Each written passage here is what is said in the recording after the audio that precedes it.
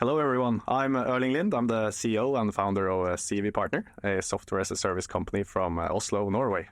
I'm thrilled to be here today with my guest, Dave Evans. Dave is the Vice President of Information Technology, Senior Principal and a board member at RVA Anderson, an engineering firm in Canada with more than 450 employees. So welcome, Dave. Great to have you here. Thanks, Erling. Happy to be here today. Just a little bit more background on myself. You mentioned that I'm VP of IT.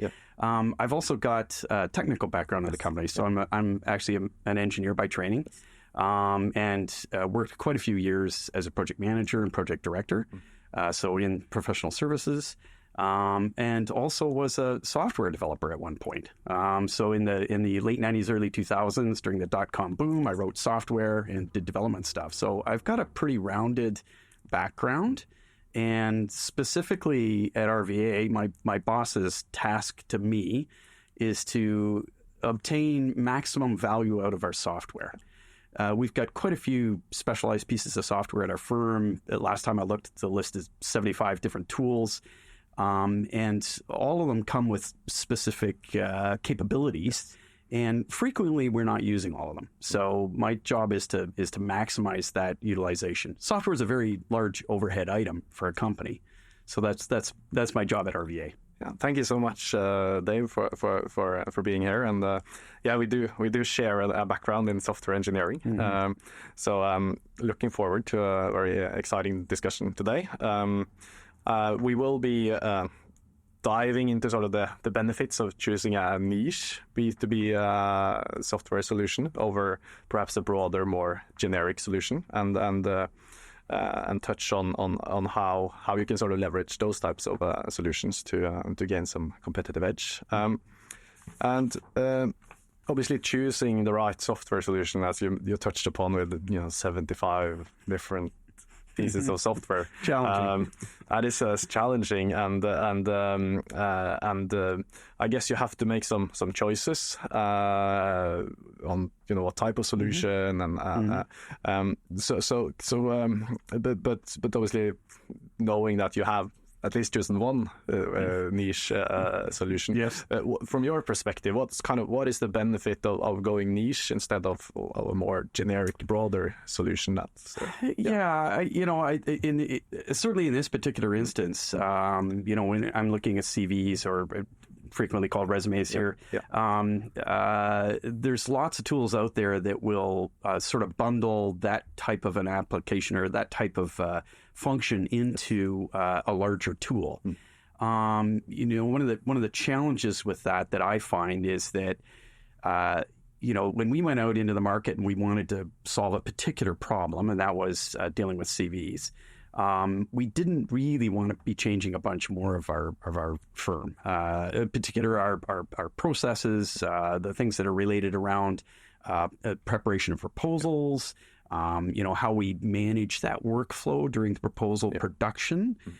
We already had what we felt was a good functioning process for that. And I think for us, we saw that as part of our intellectual property, that we were actually quite good at that. However, we still needed something to deal with this very particular narrow chunk of the function. So we wanted to narrow in and get specifically that. I think also the other thing that I find with a larger tool is it can sometimes come from a different place. So you may have purchased a tool that was specifically doing accounting. It may have been doing project management. It may have been doing it may be a CRM tool. There's other tools that you could acquire. Which do resume and CV management in them. And I think, sometimes you'll find that as an add-on to a larger functioning tool that what you're getting is, it's functional, it's there, but it's not the primary thing for that tool. And it's maybe not the focus for the company, the vendor, when they're providing it. So, I find that you don't get as much. And in particular with CV Partner, I like the focus. Anytime we sit down to discuss the tool, we're discussing the CVs, and everything about it is focused right to that. Well, thank you. And considering your experience when you do sort of approach a selection process where you are about to implement a new tool, what's the sort of considerations you take into account then? Yeah. There's a pile of stuff. You know, as the IT group internal to the company, I feel like we've got a bunch of different customers. Yeah. And you know, in this one in particular, it's the proposal group who is leading this request. They're the ones who are coming to us and asking for a tool. But there's a bunch of other people who are involved in that selection and the implementation as well. I mean, we've got the users, so we've got the professionals of the company who are going to have to use the tool. That's someone to look at. We've also got the IT group. The IT group has to put this tool in and support it. We've also got senior management. They've got to agree and pay for it. So there's a whole bunch of different people. And, you know, I like to look at each one of them and see what am I going to be able to bring to them?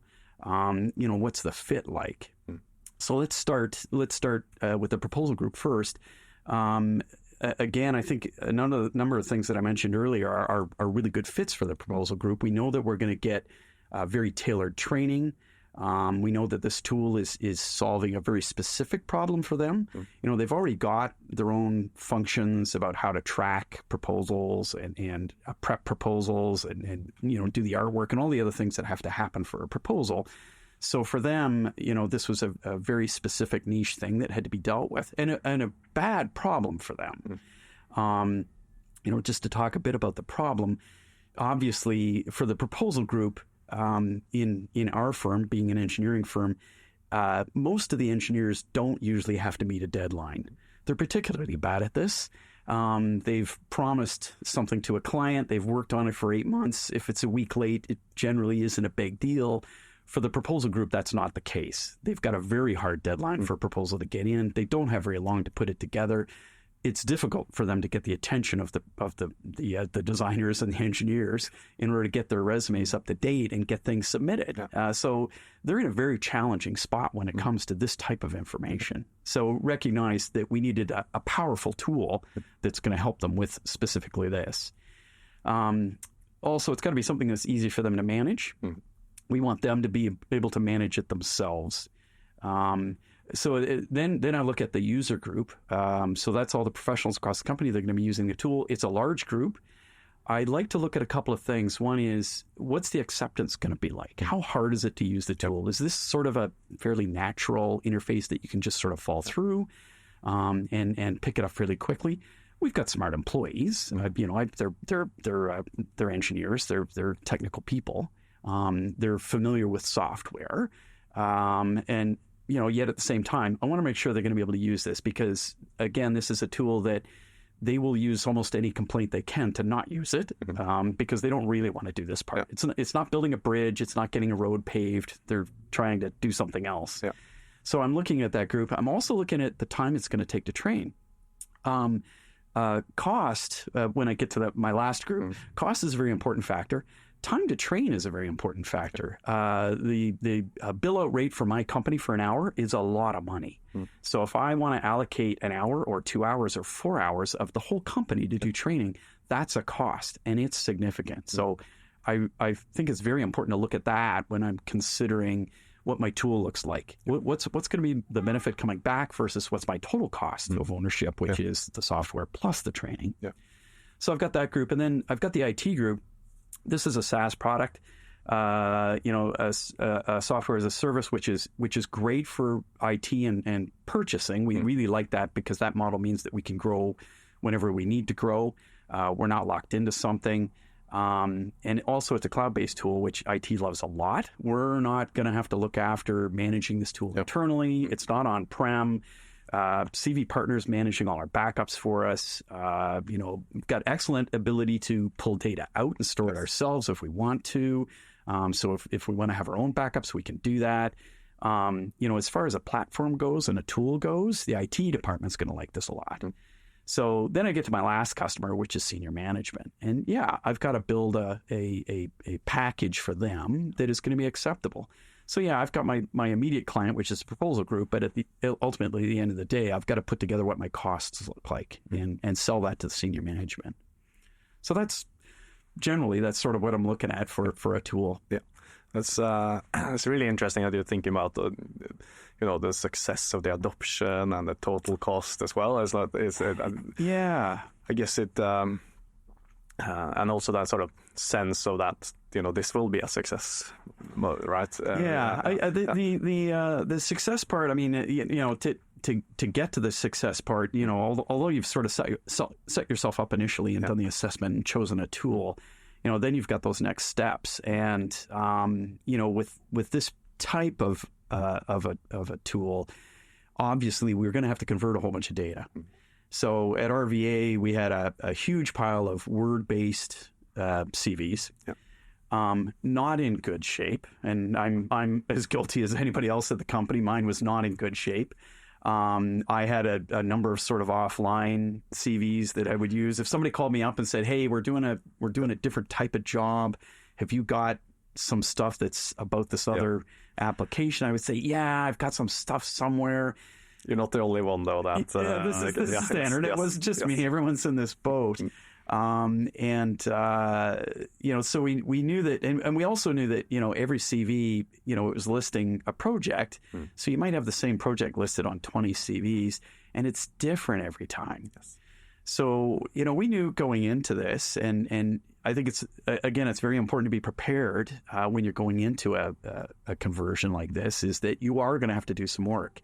And this work's not going to be something that you can push off to a lower group. You can't hand this to the juniors in your company. You can't make the proposal group do it. It's going to require senior intervention. Yep. We set up separate teams for each one of our disciplines. They created project listings, went through, got clean project profiles for every one of our key projects. Yep.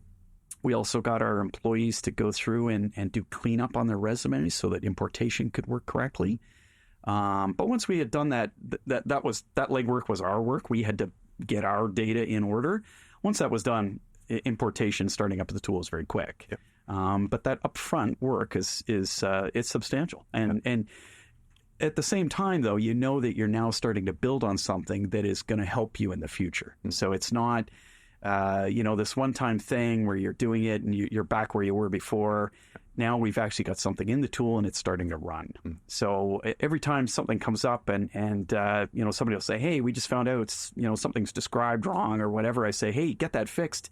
It'll be fixed on everybody's resume now." And that's fantastic. That's the power. Now we're building the data that we need to do our proposals. Amazing.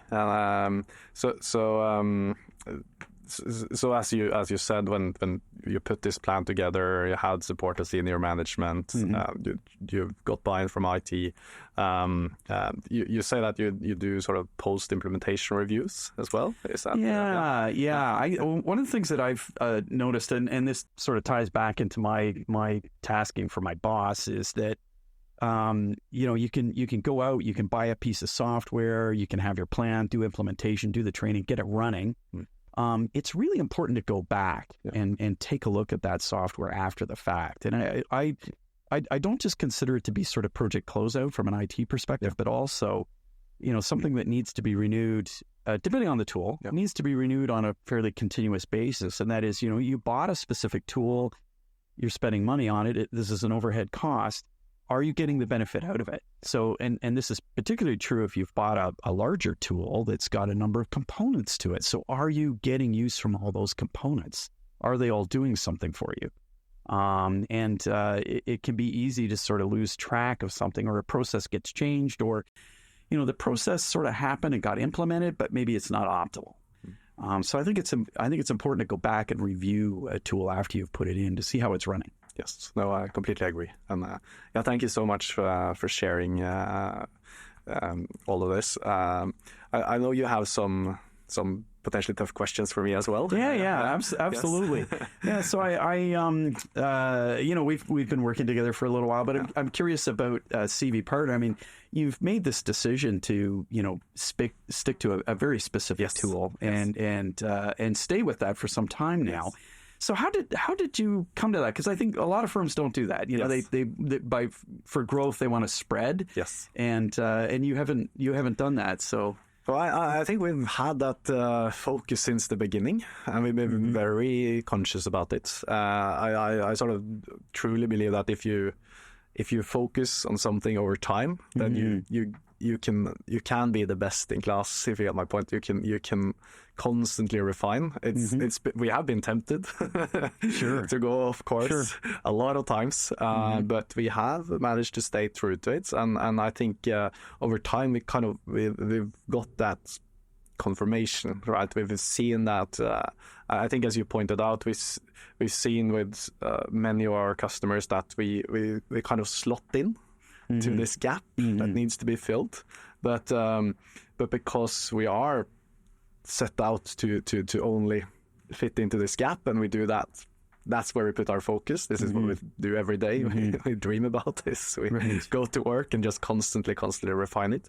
I think then that's also makes us solve that problem really well, and then we figure out how to interact with other systems in the portfolio. We can partner when needed, but I think sticking to that has been our principle since the very early days. It could be it came down to that in the beginning. We were a small company. We bootstrapped this from the beginning, so we had to focus our resources as well. But I think the strategy still holds, even if we've grown a lot. Interesting. So, speaking of growth and where you're going, I mean, can you talk a bit about the tool? And in particular, I mean, lots of people are talking about AI now. Yes. Where do you see the tool going in the future? What are you gonna do with the tool? How does the tool change and grow? Yes. So I mean, obviously we're sticking to the focus. So we're going to improve the functionality around resumes and case studies and CVs. That's what we do.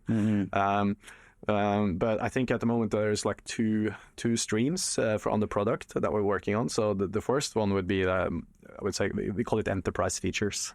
So it could be around compliance, confidentiality, keeping sort of anonymizing customer names or descriptions, but also around security in terms of, we just got a SOC 2 certification, for example.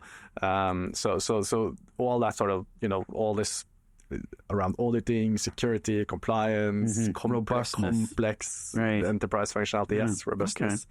That's definitely one focus. And then the other focus is, as you pointed on, is AI.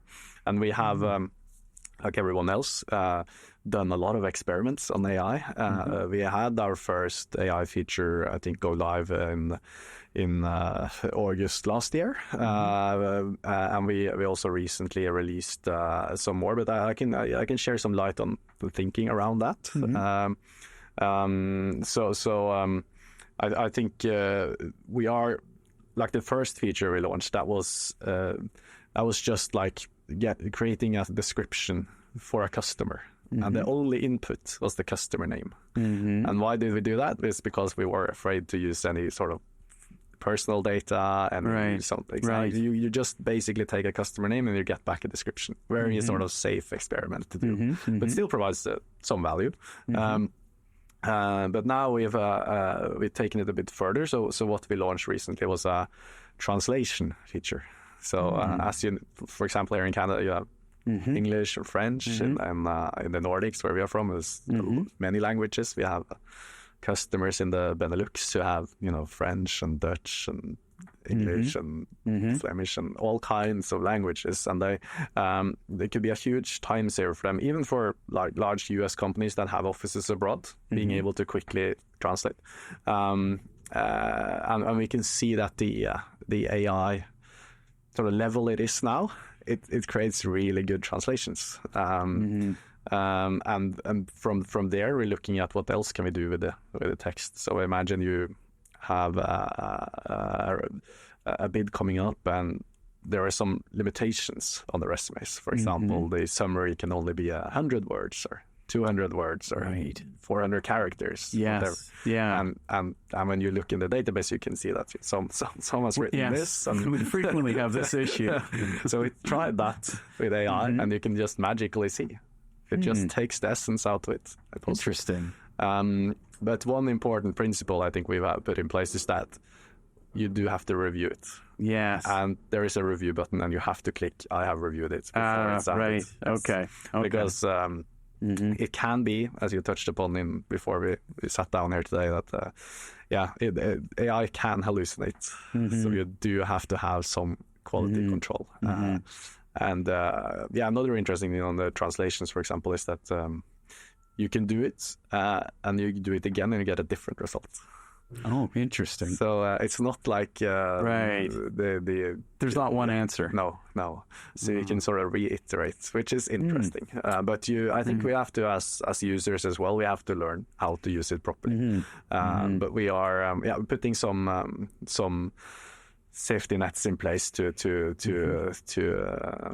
make sure that people do actually read it and approve it before they just add it, because it still can sometimes hallucinate. But the power you get is huge, very much time saving as well. And we're looking at all other areas at the application, basically, like finding the resumes in the first place, tailoring them to specific bid requirements. All those processes can be enhanced with AI, and they have proven a lot of these things in our kind of product lab, and we will be launching it as it comes. But we're trying to do it in a very compliant way as well. So we are running it. So we're hosting our service on Amazon Web Services, and we're only using the AI within Amazon Web Services. So we're not sending the data out anywhere, and you can also opt out of it training the models, which is very important because so that there are some things to take into consideration when it comes to compliance there, which is very important to get right. But I mean, in this situation, we're dealing with people's CVs, so it's got personal data on it frequently. Absolutely. Right. So interesting. So I would say that's where we're taking the product, enterprise and AI, but still keeping the focus. Yeah. So we're sitting in Toronto in Canada. So why are you here? I'm a Canadian, and usually people aren't that interested in us. I feel like we're not a big place, big geography, but not big on the world stage. So why did you choose to come here? So as I mentioned, I'm from Norway, but we already have offices in Denmark, Finland. We have a big office in the UK as well. But we were starting to get customers from Canada and also the US, and initially we were able to serve them and onboard them from Europe, basically. But as that sort of started accelerating, we felt a little bit, obviously, due to the time zones. Many of my colleagues were starting to work late nights, and there's only so many late nights you can work. And then if you add Australian customers on top of that, then you kind of go 24/7. So we started looking for how we could expand to serve our basically North American customers as a whole. And I think when they identified, like, okay, what's important is, like, obviously the time zone is one thing, but also that we wanted to be on the East Coast initially, because that gives us a closer link with and some more overlap with Europe. Yes. And it was important to have access to talent. I think also for us initially, English speaking was important, although we have people that now speak French and German and all kinds of languages on the team. And then it was kind of a choice of either kind of north in the US on the East Coast or somewhere in Canada. And Toronto very quickly came up on the radar. And I would say it kind of started as a hunch that perhaps there is some sort of an easier transition for someone coming from the Nordic to go to Canada. We have lots of snow. Yes, to have something common there. So I think last time I flew via New York. And you typically have to go, at least as a Norwegian, you have to go through customs and immigration, ask you all kinds of questions. But this guy, I remember, he looked at me, so you're going from one cold place to another cold place? Just waved me through. But I think what we found is that, there are some, definitely, I think maybe it's because of the cold weather, but there are some cultural similarities between Norway and Canada that maybe makes that transition slightly simpler for us as we expand. And also found, it's great access to talent here in Toronto, and it's a great city. And and it's big enough that we can have a local market here as well, at the same time as we can expand and serve our US So I understand you're going to be spending time here at the beachhead. Absolutely, yes. So we opened we have an office here now. Just came just around the corner from here, and I'm myself looking to move here in August, so I'll be Canadian. Yeah, great. Yeah. So that's going to be a good, cool adventure for both myself and also my family. Absolutely. Yeah. So I'm very excited about that. Yeah, that's super. So Erling, just another question. What do you think distinguishes CV Partner from other solutions that are in the marketplace? Like what is the sort of the leading items that you think puts you ahead? So typically when we talk to prospects and new customers, then I would say there's some patterns. Either they use just a file share or a SharePoint solution. I think that that's only scales so far. You very quickly run into problems where it's not the same format, it's hard to update, it can have multiple copies, it might not even be in the same place, and it's hard to search in particular. Like you can search, but you can't get these granular searches. Right. And then we have some customers, they want to build it themselves, which is understandable. It's fun. It's a fun project, and it sounds easy. But I think the learning is that because we've seen these build them yourself solutions over time. Like sometimes we meet customers when they're just about to build it and it's all exciting. Yes. But we also meet them like 5 years later. Yeah, not excited anymore. It's not exciting. It's falling apart, not been updated, and it's cost them a lot. So there's like, it's understandable, but we've seen all phases, and I think it's what we touched upon earlier is like also we could. It could be like broader solutions, like more generic solutions, or solutions that they didn't actually start with the resumes. They started with documents, they started with pictures, and it kind of evolved from there. And I think that's where I would say our focus comes in to play, and where we see that on the resumes, we are actually a lot better. Yeah, that it's understandable that someone can sometimes be tempted to like, I want this and this and this and this, but as you touched upon, that does not mean that you get the best. Yeah, it's interesting you mentioned document management because certainly that is something that we did look at, and we've actually got a sophisticated document management system in-house right now. I did come to the same conclusion that you're mentioning right now, was that the document management system wasn't going to give us the extra steps, the extra functionality that we were really looking for.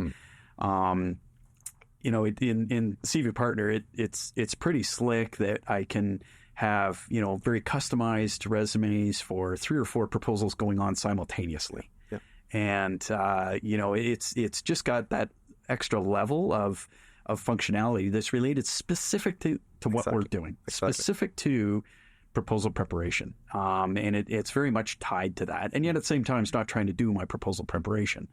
So I really liked that aspect of it. And so that's why we shied away from document management tools. And I completely understand, the need for document management tools. And you can have other needs in your business. And then, I would say that we have friends and partners in many of these. So we try to coexist and integrate with them. Right. But as you point out, I think to get the resumes right, you kind of have to go into the nitty-gritty details, and I think that's where our solution shines. But then we do try to collaborate and partner with other tools when that makes sense to sort of serve the whole needs of the business. Right.